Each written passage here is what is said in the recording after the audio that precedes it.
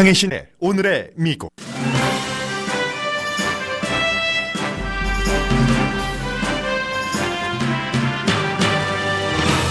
내일 치러질 중간선거에서 하원은 민주당이, 상원은 공화당이 다수당이 될 것이라는 게 여론조사 결과와 전문가들의 예측입니다. 그러나 양당 모두 예상하지 못한 결과가 나올 수 있다고 각오하고 있습니다. 이번 선거에서 가장 중요한 영향을 미칠 요소는 트럼프 대통령에 대한 사랑과 미움입니다. 트럼프 대통령은 그 좋은 경제 수치를 제치고 이민자와 소수인종을 범죄자로 몰고 가는 캠페인에 온 힘을 쏟고 있습니다. 1960년대 이후 미국에서 가장 험악한 특정 인종과 소수 혐오 캠페인이 아주 흔해졌습니다. 트럼프 대통령을 지지하는 백인 공화당들이 그런 캠페인에 열광하면서 표를 주기 때문입니다. 민주당이 하원이라도 다수당이 되면 트럼프 대통령의 반이민 정책에 제동이 걸리지만 상하원 모두 공화당이 다수당이 되면 반대의 미래가 그려질 가능성이 아주 높습니다. 그 중요한 연방 하원 의원 선거에서 영킴 후보와 앤디 킴 후보는 서부와 동부에서 이민 이슈에서 반대의 시각인 다른 당을 지킬 수도 있는 후보로 주목받게 됐습니다. 영킴 후보는 공화당, 앤디 킴 후보는 이민자에 관대한 민주당 후보입니다.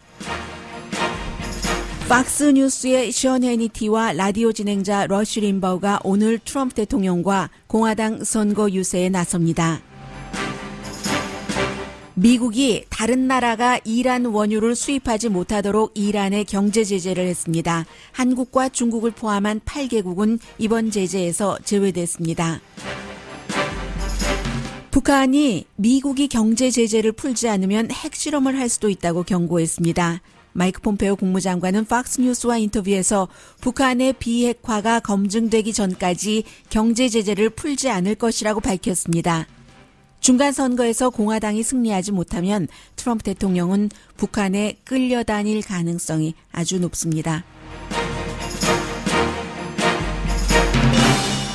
여러분 안녕하십니까? 오늘의 미국 강혜신입니다. 헤드라인을 제가 적으면서요. 하나를 수정해드려야지 되겠는데 원래 이렇게 적었다가 중간에 형용사구를 다 빼려고 하다가 어떻게 하나만 빼버렸습니다. 해서 헤드라인을 제가 어떻게 읽어드렸냐면 원래는 영킴 후보는 이민자에 대해서 뭐라고 썼던가요? 아무튼 관대하지 않은 공화당, 앤디 킴 후보는 이민자에 대해서 관대한 민주당 후보입니다. 이렇게 썼다가 그 형용사구를 자극적인 것 같아서 제가 다 뺐어요. 해서 영킴 후보는 공화당, 앤디 킴 후보는 민주당 후보입니다. 이렇게만 하려고 했는데 어쩌다가 뒤에만 앤디 킴 후보만 이민자에 관대한 민주당 후보입니다라고 공정하지 않게 헤드라인을 읽어드렸습니다.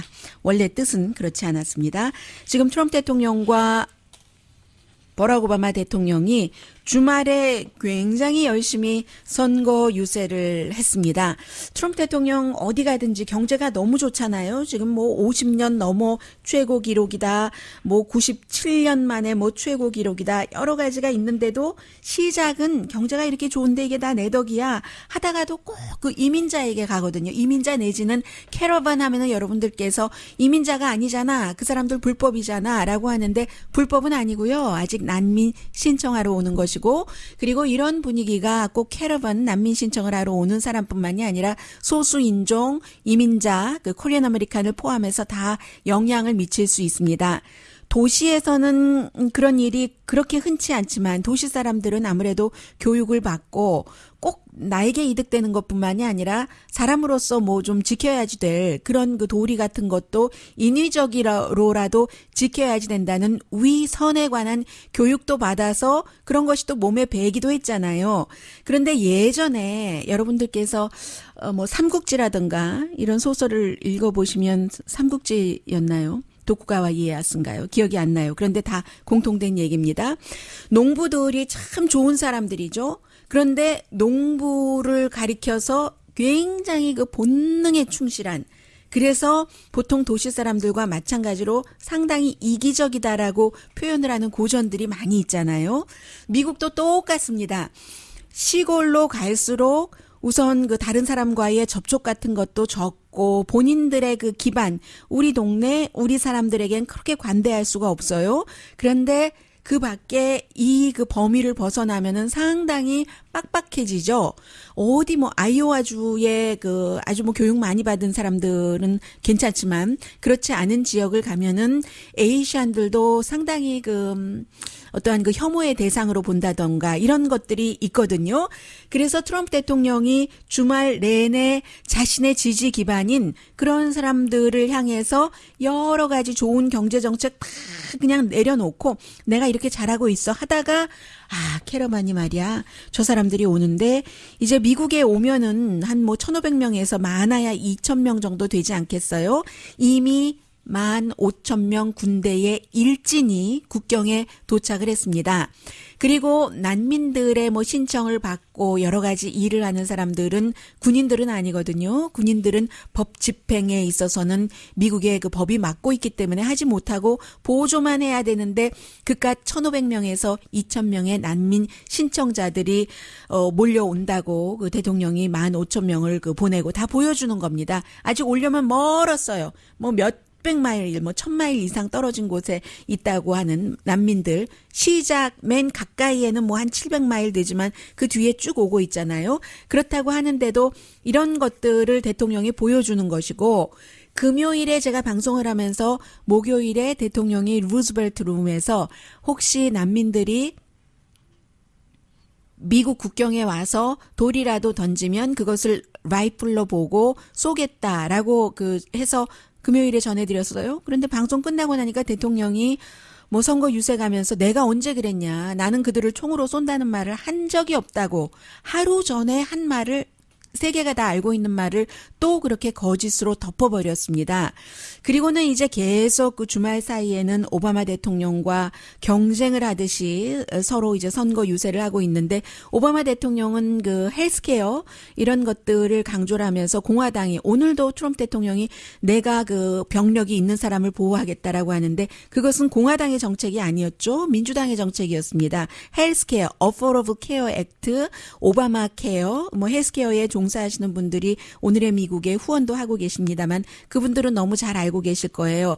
그런 부분을 굉장히 강조를 했고 오바마 대통령이 그 전 대통령이 연설을 할 때 반대하는 사람들이 중간중간 와서 시위를 많이 했습니다. 오바마 대통령이 한참 듣다가 그래요. 나 참 이해할 수 없는 한 가지 흥미로운 그 인터레스팅한 퀘스천이 있는데 왜 지금 선거가 끝나고 트럼프 측에서 승리를 했고 트럼프라고 이름은 얘기하지 않았어요.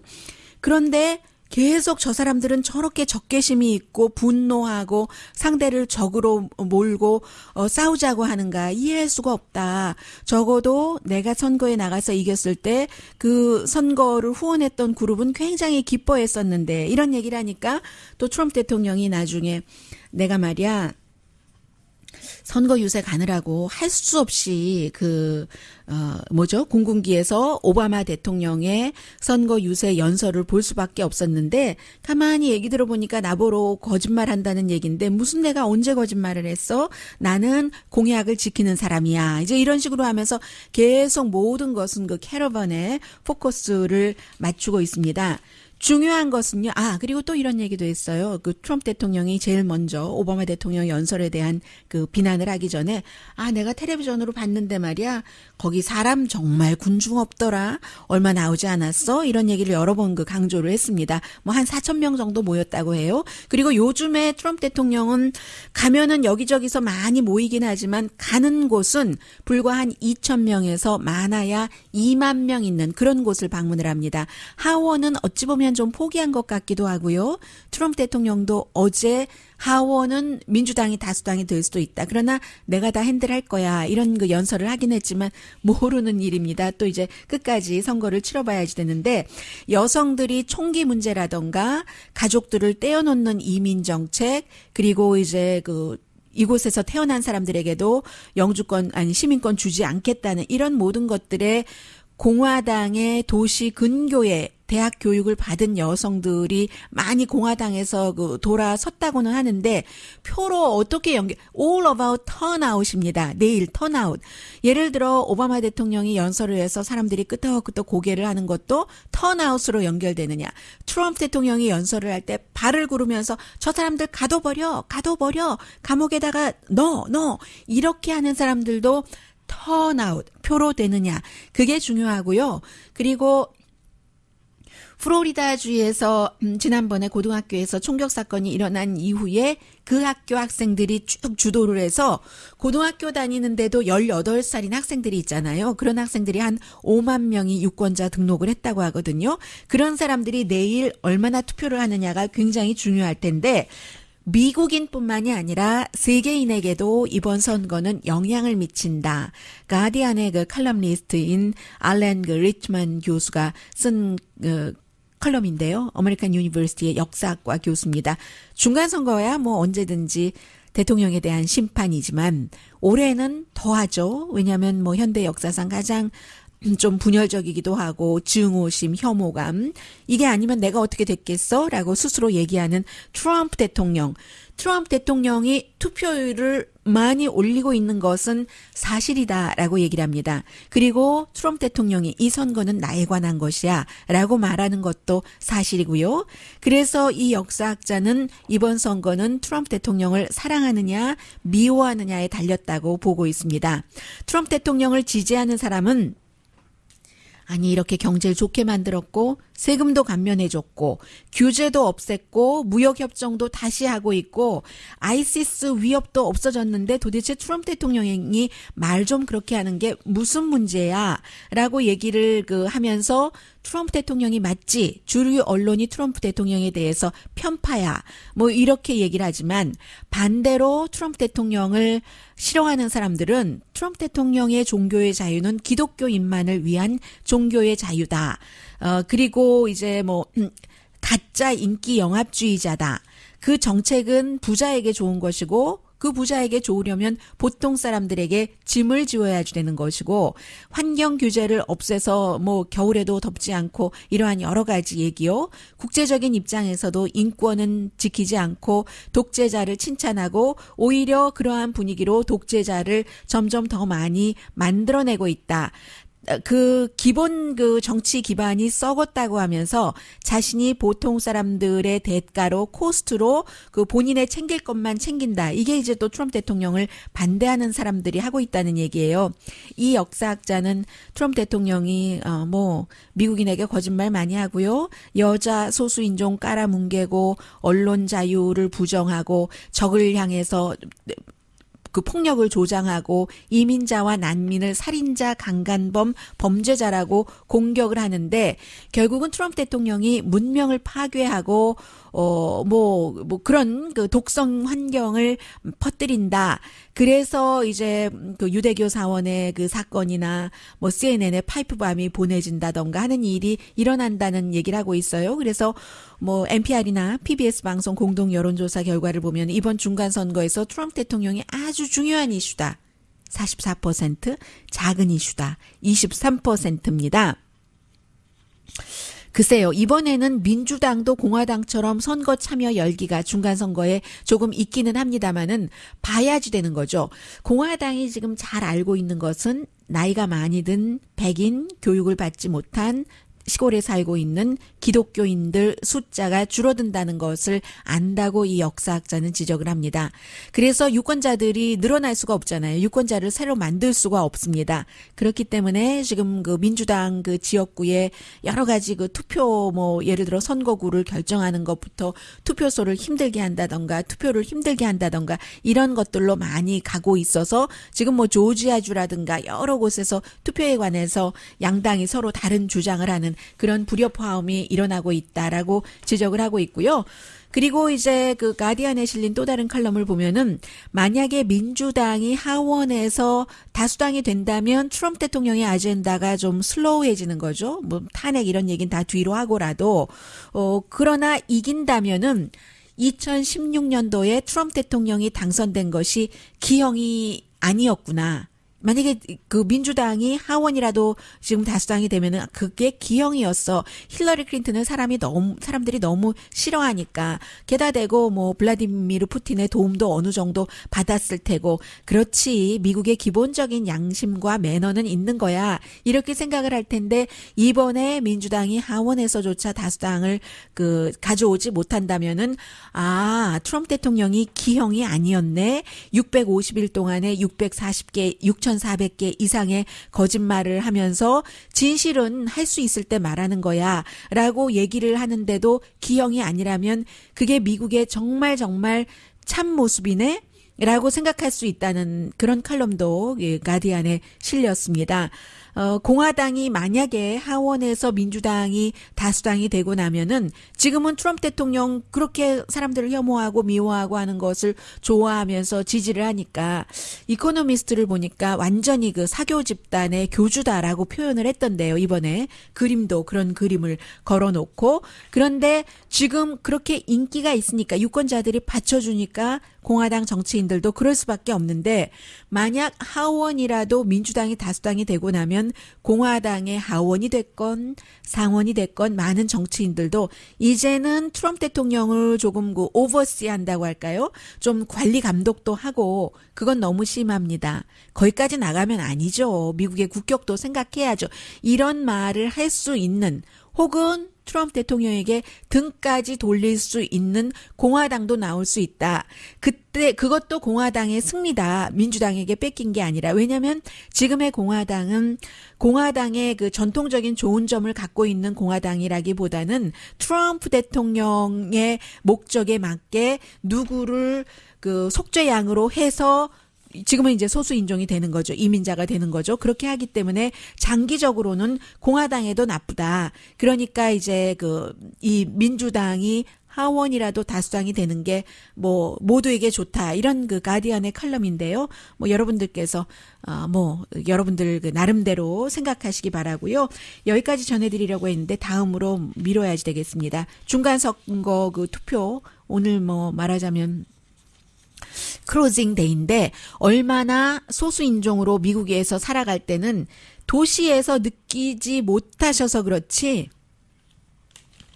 정말로 험한 경지까지 와 있거든요. 잠시 뒤에 한인들 그 출마한 지역의 그 분위기와 함께 전하겠습니다.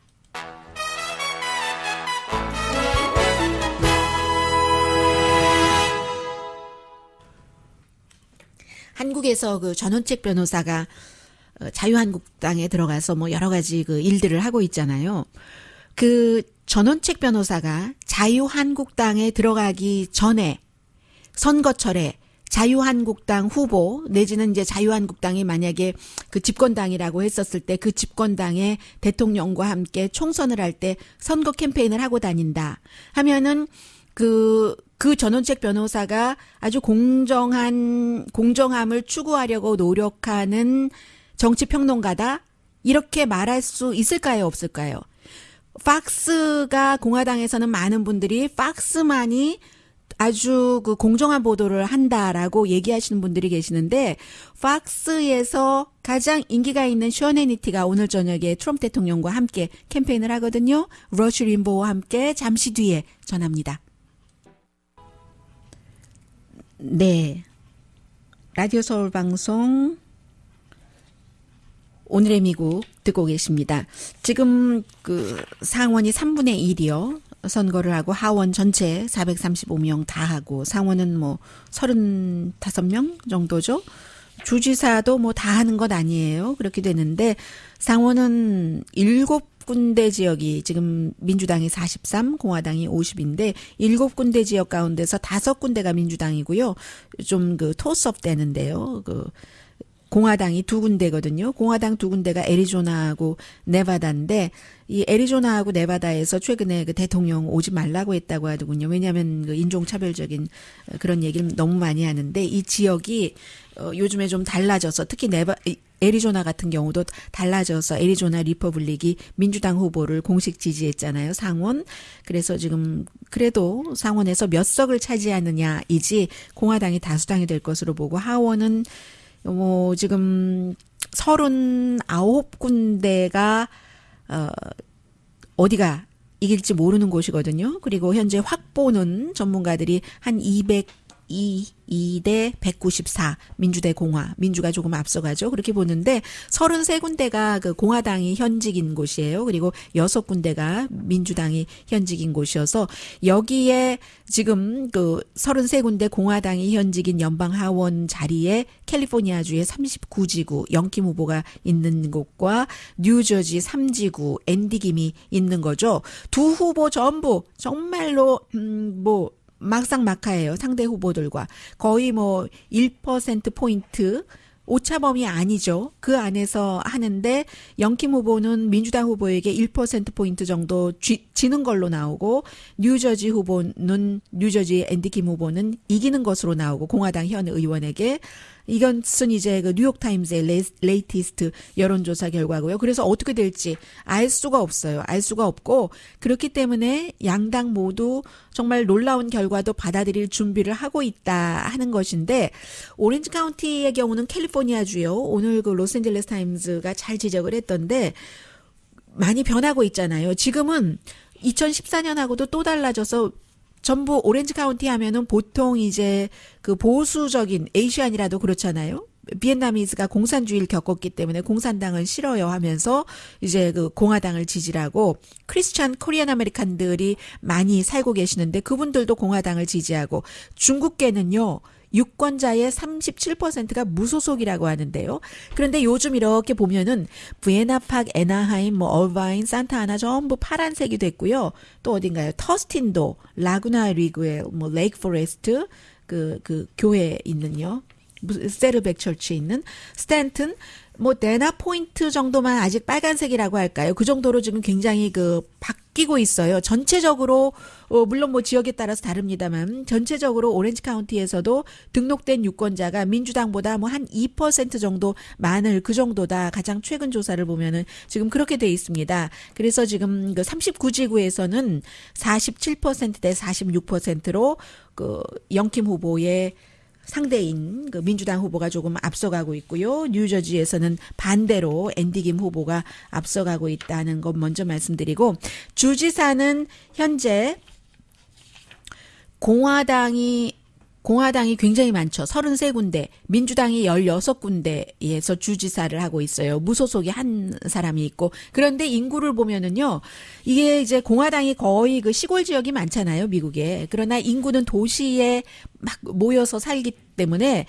공화당 주지사가 33명이나 되고 민주당 주지사가 16명밖에 안 되지만 그 주지사가 관할하는 지역의 인구는 민주당이 한 1억 9천 뭐 몇백만 그리고 공화당이 1억 3천 몇백만 해서 민주당이 훨씬 많다는 것 말씀드리고요. 민주주의를 믿는다는 사람이 점점 줄어들고 있어요. 서베이 몽키가 조사를 해서 오늘 발표를 했는데 51%만이 믿는다. 10월 말에. 민주주의는 이제 더 이상 안 되겠어. 다른 새로운 게 나와야 될 것 같아 하는 사람이 37%고 전반적인 여론조사는 지금 CNN이 가장 그 민주당이 앞서가고 있다. 민주당에게 투표하겠다는 사람이 55, 공화당 42%로 13%포인트 앞서간다고 했는데 그런데 다른 여론조사 결과 보면은 뭐 MBC와 월스트리트저널이 같이 하죠. ABC와 워싱턴 포스트가 같이 하는데 약 7포인트, 8포인트 앞선다고 하고 제가 볼 때는 가장 뭐 중립적이라고 할 수 있는 쿡 리포트요. 쿡 리포트는 민주당이 9포인트 앞서간다고 하지만 이것과 투표장에 나가서 또 투표하는 그런 비율이 다르기 때문에 민주당이 하원에서나마 다수당을 차지한다고 확실하게 말씀드리기는 어렵고요. 내일 아침에 딱 일어났는데 앞서 그 가디안 칼럼니스트가 지적한 것처럼 트럼프 대통령에게 반대하는 사람들이 더 많이 나갈지 좋아하는 사람들이 더 많이 나갈지 그런데 이번 그 여론조사를 보면 CNN 것을 보면은 트럼프 대통령에게 반대하기 위해서 투표한다 하는 사람이 42%나 됐대요. 물론 CNN CNN의 여론조사입니다. 그리고 트럼프 대통령을 지지하기 때문에 투표에 나간다 하는 사람이 28%. 대통령에 대한 지지도는 지금 한국에서는 굉장히 높다 하면서 특히 이제 그 문재인 대통령을 그 지지하시는 분들이 얘기를 하시는데 꼭 그렇지는 않습니다. 최근에 많이 내려갔고요. 그리고 또 그 트럼프 대통령이 이것도 아이러니예요. 뒤에 말씀드리죠. 북한과 관련해서 또 어느 부분 잘못 생각하고 계시는 분들도 계시는 것 같고 해서요. 어쨌든 투표 열기는 민주당이 4포인트 정도 앞서지만 내일 봐야지 돼요. 자, 그런 부분이 있고 또 뭘 말씀드릴 수 있나요? 팍스 뉴스에 션 해니티가 오늘 저녁에 제가 이제 이 내용을 이렇게 들으면서 과연 이 션 해니티가 무대 위에 올라가느냐 마느냐 이게 저는 제일 궁금하고요. 전에는 대통령 선거할 때는 빌 올라일리가 많이 했었던 일이죠. 그런데 그 사람이 이제 여자 문제, 그런 것과 관련된 문제로 팍스에서 내려올 수밖에 없었고 그 뒤에 이제 션 해니티가 한 단계 더 뛰어 올라서 이번에 대통령과 함께 그 러쉬 림보는 올라가서 연설을 할 확률이 높고요. 마지막 그 미주리가 지금 공화당이 되느냐 민주당이 되느냐 상원에서 포커스를 두는 곳이잖아요. 그래서 팍스 대변인은 거기서 쇼 진행한다고 하고 당연히 트럼프 대통령 인터뷰를 한다고 하고요. 지난번에도 그 빌 올라일리도 그 선거 기간 중에 트럼프 대통령 인터뷰하고 하면서 우리가 30년 친구인데 하면서 했는데 그때는 디베이트가 있었던 그런 날이었기 때문에 디베이트 이후에 했었던 것이고 오늘은 트럼프 대통령 디베이트도 아닌데 션 해니티가 가서 거기서 이제 현장 중계도 하고 쇼를 진행을 하고 트럼프 대통령 그 쇼에 올리고 한다는 얘기가 돼서 글쎄요. 만약에 CNN에 크리스 코머라든가 앤더슨 쿠퍼라든가 지금 존 킹이 나오는데 존 킹이라든가 그런 사람들은 이렇게 현 대통령과 함께 같이 그 선거 캠페인을 하고 다니지는 않을 겁니다. 션 해니티니까 이것도 할 수 있는 일이다 말씀을 드리겠고요. 그리고 요즘 공화당에서는 뭔가 불만이 있으면 다 조지 소로스에게 돌리는데 헤지 펀드로 돈 많이 벌어서 돈 벌 때는 공화당 친구 많았지만 돈 벌고 나서는 좀 돈 없는 사람들 아니면 독재 이런 것에 막기 위해서 돈을 좀 쓰는 사람이잖아요. 본인이 헝가리 태생이고 헝가리나 푸틴에 반대하는 그런 돈을 쓰고 하는데 이 뭐든지 요즘은 뭔가가 좀 잘못됐다 하면 전부 공화당에서는 팍스에서 그걸 특히 음모론으로 키워서 소로스가 저거 다 돈 된 거다. 누가 시위하면 저 소로스가 돈 돼서 시위한 거야. 캐러반도 다 소로스가 한 거야 하는데 소로스가요. 조지 소로스가 팍스가 하도 그렇게 보도를 하니까 내가 나의 얘기를 좀 하고 싶다 하고 팍스에 수없이 인터뷰 요청을 신청을 했는데 팍스가 거부하고 있다. 심지어는 이 사람 유대계인데 반유대계라고 얘기도 하기도 하고 하잖아요. 이게 다 선거 때 하는 일이에요. 과거에도 가만 보면 로널드 레이건 대통령도 그랬었고요.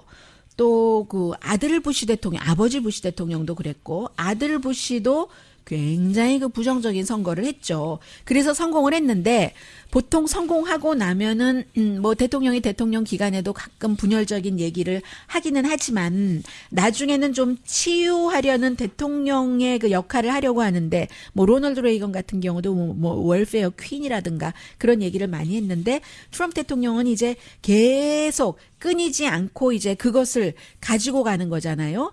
그래서 1960년대 이후에 미국이 가장 지금 인종적인 공격을 위에서부터 대통령에서부터 하고 있으니까 공화당이 너무 많이 하는 거예요. 로보콜을 제가 조지아주에 살지 않았기 때문에 받질 못했습니다. 요즘 전화로 텍스팅 메시지는 제가 많이 받고 있습니다만 오렌지 카운티에 살고 있지도 않은데 영킴 후보의 반대편에서 공화당에서 선거 투표하려고 텍스트 메시지도 오고 하거든요. 그런데 조지아주에는 로보콜이 들어봤어요. 제가 어떻게 하냐면 목소리를요. 오프라 윈프리 흉내내는 목소리입니다. 마술 부리는 니그로 오프라 윈프리다. 이렇게 얘기하면서요. 또 다른 니그리스. 지금 조지아주에서 최초의 여성 블랙 주지사가 나오느냐 해서 오프라 윈프리가 그 후보를 지지하잖아요. 스테이시 그 에브람스를. 그것을 빛내서 이렇게 뭐 니그로 니그리스라고 얘기를 하는 겁니다. 플로리다주에서는요. 현 농림부 장관 소니 폴듀가 지금 플로리다주에도 첫 번째 블랙 남자예요. 이 사람은 주지사가 나오느냐. 정부 경험 많아요. 탈라시의 시장을 했고요. 앤드류 길럼에 대해서 얼마나 그 비난을 하는지. 이 선거는 목화 따는 게 아주 중요한 선거야. 목화 솜따고 하는 거. 흑인 노예를 연상시키는 거예요. 그리고 이제 로버 크로 같은 것도 보면은 막 뒤에 이 그 첫 블랙 주지사가 되느냐 하는 후보 민주당이요. 막 정글 사운드가 나오고요. 침팬지 백그라운드가 나오고요. 백인들이 이걸 너무 좋아해요. 트럼프 대통령을 지지하는 백인들이. 그러니까 하는 겁니다. 과거에도 말씀드린 것처럼 인종차별주의적이었던 그런 사람들 많아요. 예를 들어 아이오와주의 무슨 킹이요. 스티브 킹 같은 사람은 대놓고 나치와 연관이 있는 호주당 후보를 뭐 미국의 공화당과 연결시키거나 지지하거나 너무너무 많은 인종차별적인 그런 것으로 쭉 성공해온 사람이에요.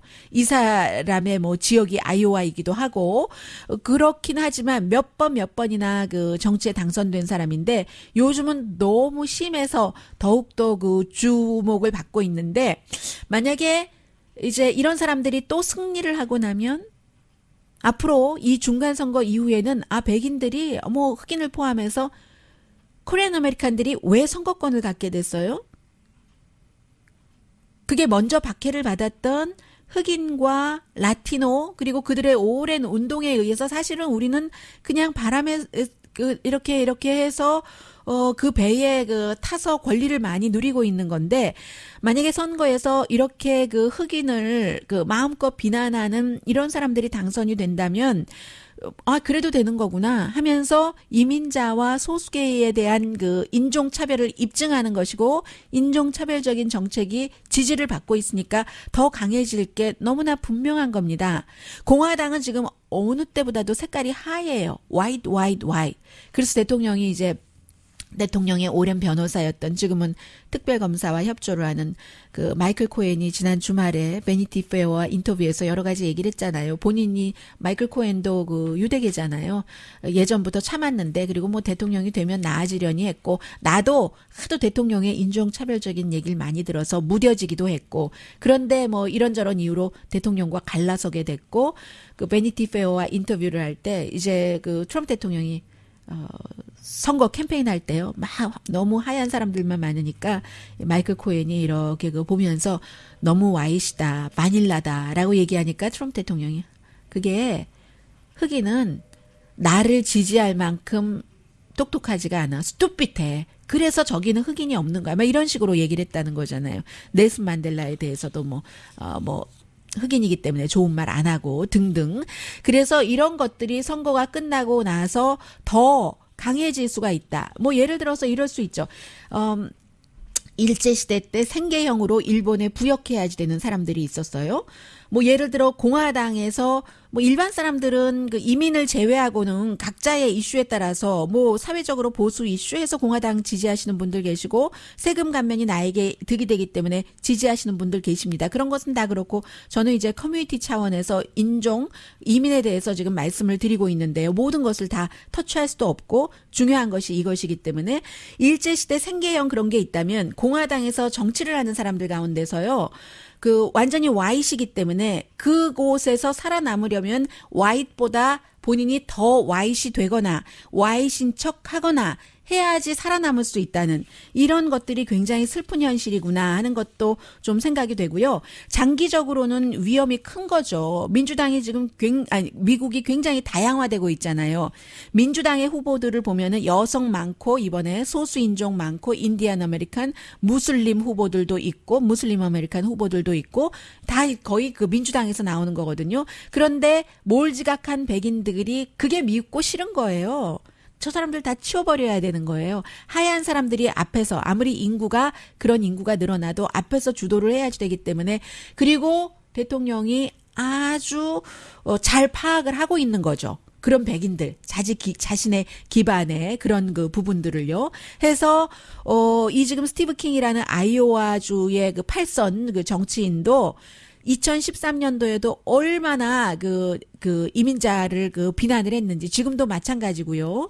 뭐 아주 백인 우월주의자들과 너무 그 가깝게 지내면서 그래서 이런 사람들이 아무런 어려움 없이 당선되고 일을 해나갈 때 미국에서 소수 인종들은 살기가 힘들다. 이게 이제 그 알렘 아브라모위츠라는 그 에모리 유니버시티, 에모리 대학교 흑인들도 많잖아요. 에모리 대학교의 교수가 한 얘기입니다. 1960년, 50년대 이후 지금 미국은 아주 그 소수 인종을 마구 누르는 이것이 최고까지 왔다. 대통령이 어제도 얘기를 하던데요. 선거 유세할 때 아주 그 자신을 내셔널리스트라고 얘기를 하면서 국수주의자라고 여기 이제 Y자를 뺀 거죠. 그렇게 얘기를 하면서 철조망이 지금 그 멕시코와 미국의 국경 사이에 뾰족하고 날카로운 철조망이 올라가고 있는데 얼마나 아름다운 철조망이 올라가고 있는지 모른다. 뭐 이런 식으로 지금 하고 있습니다. 아무튼 굉장히 어려운 선택이에요. 어려운 선택이고 결정적인 선택이고 공화당이나 민주당 모두 소수 인종에게는 특히 더 결정적인 선거가 내일 치러집니다.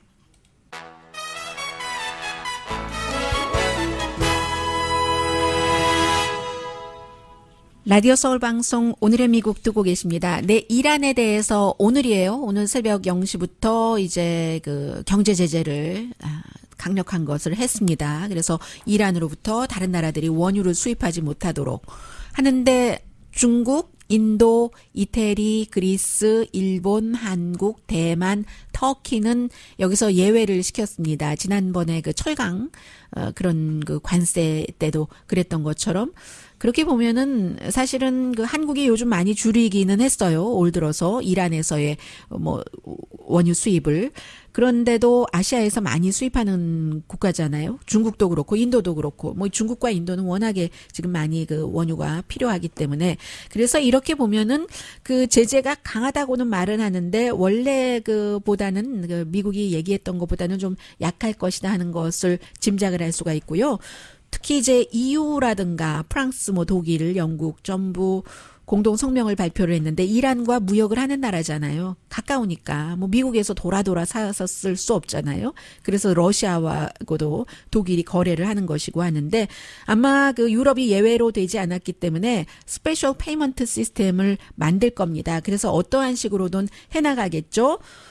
한국은 아시아에서 그 이란에서 원유 수입을 가장 많이 그 하는 나라인데 많이 그 지금 보면은 9월 달까지 그 발표 나온 조사한 것 보니까 CNBC에서 오늘 자세히 보도를 해주더군요. 50% 지난 9개월 사이에 1년 전보다 줄어서 뭐 어느 정도를 수입한다 하는 것이고 이제 전부 그 어느 나라를 믿겠어요.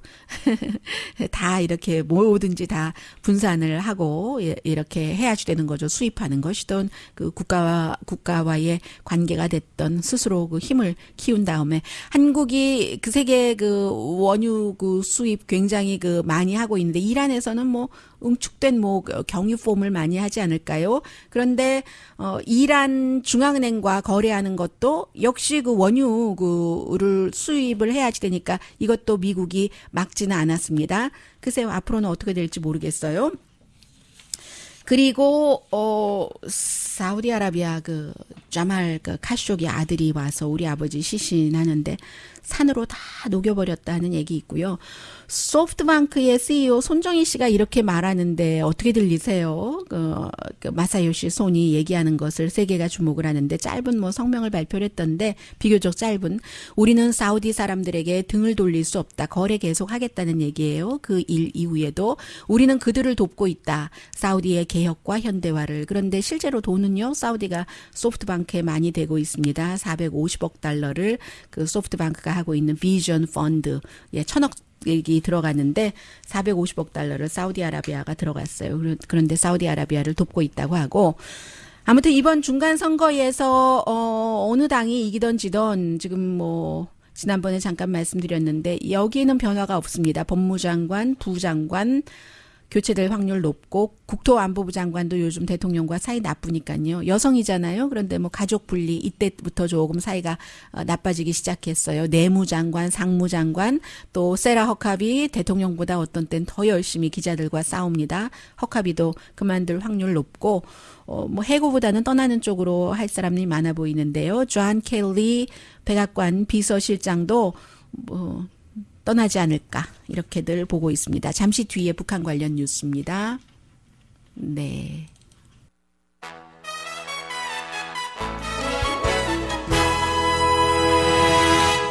라디오 서울 방송 오늘의 미국 듣고 계십니다. 크리스 월러스 어제 그 일요일 쇼에 마이크 폼페오 국무장관이 출연을 했습니다. 뭐 이란, 뭐 사우디아라비아 여러 가지가 이슈였었는데 북한에 대해서는 뭐 당연히 북한이 그 미국이 경제 제재 안 풀면 핵개발 다시 시작할 수 있다고 위협을 했잖아요. 그런 것에 대해서 전혀 이제 걱정하지 않는다고 답변을 했습니다. They've made concessions and the Trump administration has not followed suit. Chris, I'll be meeting this week in New York City with my 이번 주에 counterpart 이제 Kim 김영철과 Yong-chol. 뉴욕에서 미팅하죠.